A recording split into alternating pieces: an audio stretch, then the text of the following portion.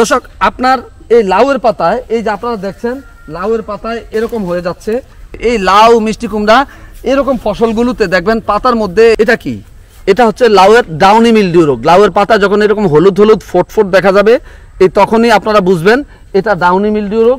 আর এই Downey mildew রোগটি হয়েছে যখন আপনি পাউডারি মিলডিউ রোগটি দমন করতে ব্যর্থ হয়েছেন তখনই এটা হয়ে গেছে ডাউনি মিলডিউ রোগ। তো এই ডাউনি মিলডিউ রোগটি লাউয়ের একটি প্রধান ক্ষতিকর রোগ, আর যখন এটি হয়ে যায় তখন কিন্তু আপনার আর ফসল আর হয় না। এই রোগটি দেখা মাত্রই আপনি ব্যবস্থাপনা নিতে হবে।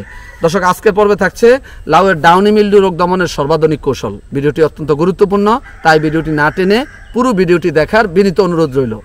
আসসালামু আলাইকুম, আমি মনিরুজ্জামান, উপসহকারী কৃষি অফিসার, বরুড়া, কুমিল্লা। দর্শক এই লাউ চাষাবাদে আমাদের অনেক কৃষক ভাইয়েরা সফল হয় না। দর্শক শুরু থেকে সঠিক জাত নির্বাচন না করা, চাষাবাদের সঠিক পদ্ধতি না জানা এবং রোগবালাই সম্পর্কে না জানার কারণে অনেকেই কিন্তু লাউ চাষ করে সফল হন না। কৃষিতেই বিশ্ব ইউটিউব চ্যানেলে এই লাউ চাষের সর্বাধুনিক প্রযুক্তির বিষয়ে 19 পর্বের ধারাবাহিক প্রচার করব। দর্শক প্রথম পর্বে থাকবে সেরা হাইব্রিড লাউয়ের জাত পরিচিতি, অর্থাৎ আপনি বছরের কোন মাসে কোন জাতের লাউ চাষাবাদ করলে সফল হবেন এবং কোন জাতটি ওই মাসের জন্য সেরা সেই তথ্য থাকবে প্রথম পর্বে।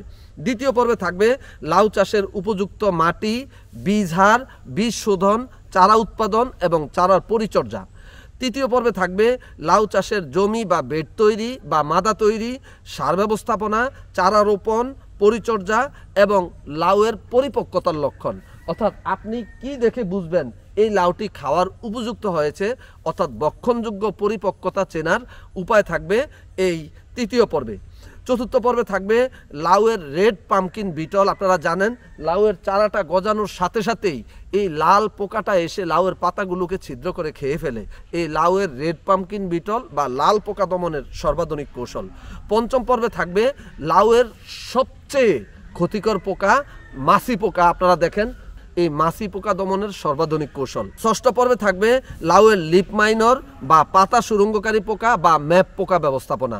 সপ্তম পর্বে থাকবে এই যে দর্শক লাউয়ের গাছে কালো কালো গুড়া গুড়া যে পোকাটি পাওয়া যায়, এটা হচ্ছে অ্যাপিড বা জাপ পোকা বা তুতে পোকা, যেটি মোজাইক ভাইরাস রোগ ছড়ায়। এই অ্যাপিড বা জাপ পোকা দমনের সর্বাধুনিক কৌশল থাকবে সপ্তম পর্বে।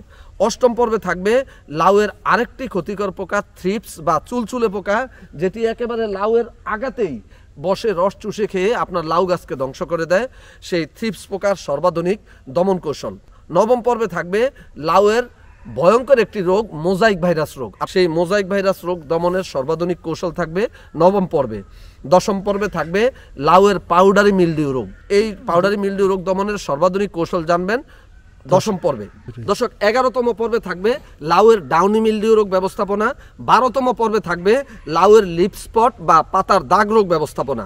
13তম পর্বে থাকবে লাউয়ের গামি স্টেম ব্লাইট রোগ ব্যবস্থাপনা। 14তম পর্বে থাকবে লাউয়ের উইল্টিং রোগ ব্যবস্থাপনা। 15তম পর্বে থাকবে লাউয়ের ব্লোজম অ্যান্ড রট রোগ। দর্শক আপনারা দেখবেন লাউয়ের কচি ফলগুলো নিচ থেকে কালো হয়ে পচে যাচ্ছে, এটাই হচ্ছে ব্লোজম অ্যান্ড রট। এই ব্লোজম অ্যান্ড রট রোগ দমনের সর্বাধুনিক কৌশল জানবেন 15তম পর্বে। 16তম পর্বে থাকবে লাউয়ের পাতা পোড়া রোগ। দর্শক আপনারা দেখছেন এই যে সবগুলো পাতা এভাবে পুড়ে গিয়েছে, এই সম্পর্কে আপনারা জানবেন 16তম পর্বে। 17তম পর্বে থাকবে লাউয়ের স্ক্যাব বা দাঁত রোগ। এই স্ক্যাব বা দাঁত রোগ দমনের সর্বাধুনিক কৌশল আপনারা জানতে পারবেন 17তম পর্বে। 18তম পর্বে দেখবেন লাউয়ের লিপ কার্ল ভাইরাস রোগ। এই লিপ কার্ল ভাইরাস রোগ দমনের সর্বাধুনিক কৌশল আপনারা জানতে পারবেন 18তম পর্বে। এবং 19তম এবং শেষ পর্বে থাকবে লাউয়ের গ্রে মোল্ড রোগ ব্যবস্থাপনা। দর্শক আপনি যদি লাউ চাষাবাদ করতে চান তাহলে কিন্তু এই 19টি পর্ব আপনার দেখা অত্যন্ত জরুরি। তাই কৃষিতেই বিশ্ব ইউটিউব চ্যানেলটি সাবস্ক্রাইব করে লাউ চাষাবাদের এই 19টি পর্ব দেখে আপনি লাউ চাষাবাদ করবেন, তাহলে আপনি লাভবান হবেন। দর্শক আপনারা বাড়িতে কিন্তু স্মার্ট টিভি অথবা বড় স্ক্রিনে এখন ইউটিউব চ্যানেল দেখেন। আপনাদের জন্য কৃষিতেই বিশ্ব ইউটিউব চ্যানেলে নতুন সংযোজন করা হয়েছে 4K আলট্রা এইচডি অর্থাৎ 4K আলট্রা হাই ডেফিনেশনের ভিডিও। দর্শক পুরো ভিডিও জুড়েই আপনারা জীবন্ত সবকিছু দেখতে পাবেন।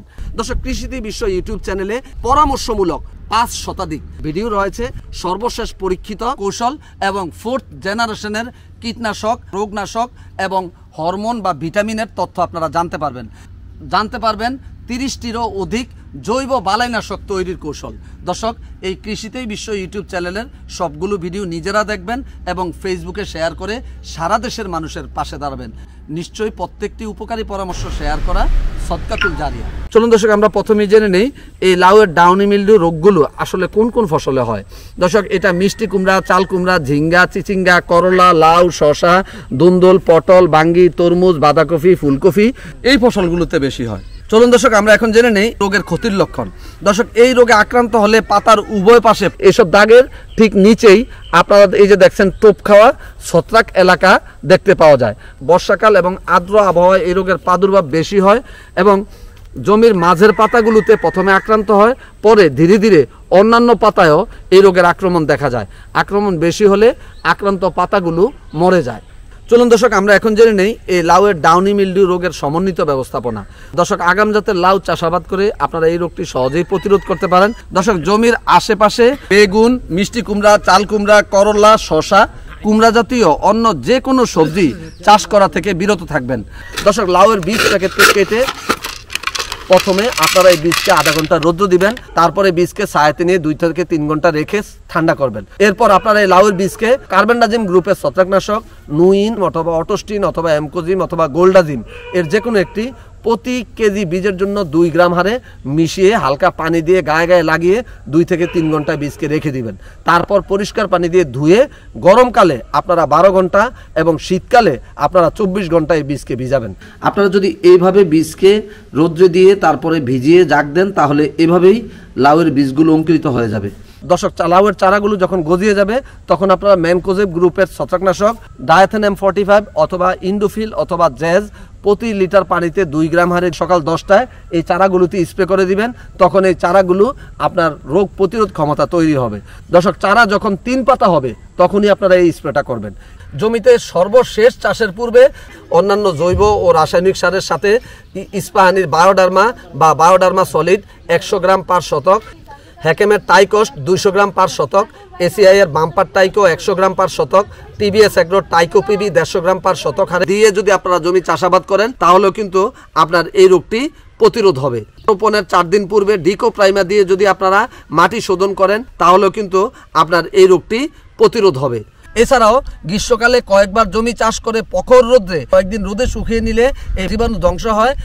দর্শক, সোলারাইজেশন পদ্ধতি অর্থাৎ মাটিকে ভেজা কাদাময় করে তার উপর স্বচ্ছ 10 মিলিমিটারের পলিথিন দিয়ে 4 সপ্তাহ অর্থাৎ 1 মাস ঢেকে রেখেও মাটি শোধন করে চাষাবাদ করতে পারেন। এক্ষেত্রে মাটির তাপমাত্রা বেড়ে গিয়ে 50 ডিগ্রি সেলসিয়াস পর্যন্ত পৌঁছায়, ফলে মাটি সহ রোগ জীবাণু, কৃমি, ছত্রাক সহজেই মারা যায়। তবে পলিথিনে যেন কোনো ফুটা না থাকে।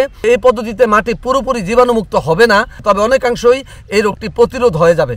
জমিতে খড় বা নাড়া বিছিয়ে যদি আপনারা পুড়িয়ে ফেলেন তাহলে জমির মাটি শোধন হবে, আপনার এই রোগটি প্রতিরোধ হবে। দর্শক, চারার বয়স যখন 10 থেকে 15 দিন হয়ে যাবে তখন আপনারা এই চারা নিয়ে মাদাতে রোপণ করবেন। আপনারা সঠিক দূরত্বে সারি থেকে সারি 8 ফুট এবং মাদা থেকে মাদা 6 ফুট দূরত্বে প্রতি মাদায় 2টি করে লাউয়ের চারা আপনারা রোপণ করবেন এবং সময় মতো সেচ প্রয়োগ নিশ্চিত করবেন।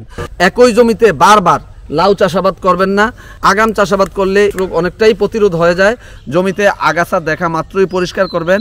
সুষম মাত্রায় জৈব ও রাসায়নিক সার ব্যবহার করতে হবে।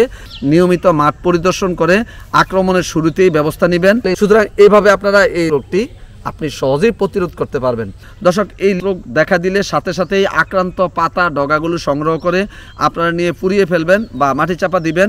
এছাড়াও সাইমেক্সোনিল 5.5% ও প্রপিনেপ 70% কম্বিনেশন গ্রুপের ইওনের নিস্তার 76 WP 2 গ্রাম পার লিটার হারে অথবা ফ্লুমর 10% ও ম্যানকোজেব 50% কম্বিনেশন গ্রুপের ন্যাশনালের ফুলিমেইন 2 গ্রাম পার লিটার হারে অথবা টাইবেসিক কপার সালফেট 34.5% কম্বিনেশন গ্রুপের হ্যাকেমের কুপ্রক্সের 345 SC 0.5 মিলি পার লিটার হারে অথবা ম্যানকোজেব 640 গ্রাম, সাইমোক্সানিল 80 গ্রাম কম্বিনেশন গ্রুপের অটোর মাইক্রা 72 WP, এসিআই এর এক্সট্রামিল, হ্যাকেমের হ্যামোক্সানিল, ম্যাকডোনাল্ডের সানক্সানিল অথবা মোর, রিকো এগ্রোর রিকোমিল, 3S এগ্রোর মাস্ক অথবা পেট্রোকেমের কার্জেট অথবা জাস এগ্রোর সুইট 72 WP অথবা আলফা এগ্রোর সাইমন গোল্ড এর যে কোনো একটি 2 গ্রাম পার লিটার হারে অথবা ম্যানকোজেব 64% ও মেটালক্সিল 8% কম্বিনেশন গ্রুপের ছত্রাকনাশক রিডুমিল গোল্ড সহ অন্যান্য যে কোনো কোম্পানির ছত্রাকনাশক যদি আপনারা 2 গ্রাম পার লিটার হারে সকালে কুয়াশা শুকিয়ে যাওয়ার পর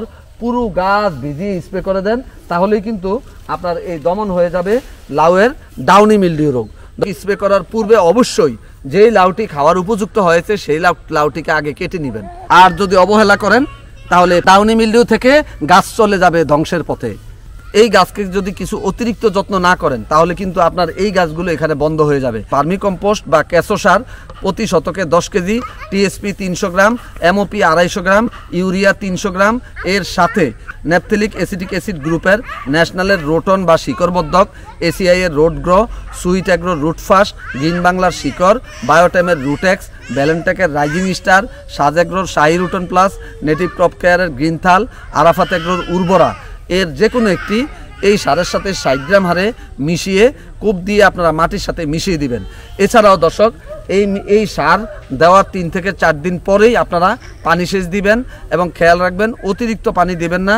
জমির অর্ধেক পরিমাণ পানি আসলে এই পানি আপনারা বন্ধ করে দিবেন। দেখবেন গাছের বাড়তি শুরু হয়ে গিয়েছে এবং গাছে প্রচুর পরিমাণে ফুল এবং লাউয়ের করা চলে আসছে।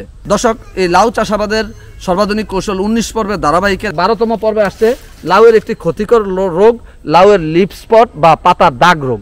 তাই 12তম পর্বটি দেখার আমন্ত্রণ জানিয়ে শেষ করছি আজকের 11তম পর্ব। আল্লাহ হাফেজ। দর্শক, যারা আমার চ্যানেলটি আজকেই প্রথম দেখছেন তারা পরবর্তী ভিডিওটি দেখতে চ্যানেলটি এভাবে সাবস্ক্রাইব করে পাশে থাকা বেল আইকনটিতে অল ক্লিক করে আমার সঙ্গেই থাকুন। এভাবে একটি একটি করে প্রযুক্তি ছড়িয়ে যাবে সারা দেশের কৃষক ভাইদের কাছে।